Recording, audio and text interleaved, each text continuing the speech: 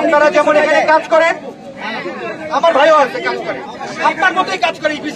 আমার ভাই আছে, আমার কোন গার্মেন্টসে চাকরি করে, আমি বুঝি, আমরা বুঝি। একটু ভাই ভাই প্লিজ, কষ্ট আমি পাইছি, কষ্ট আমিও পাইছি, আমি আপনার মতো কষ্ট পাইছি।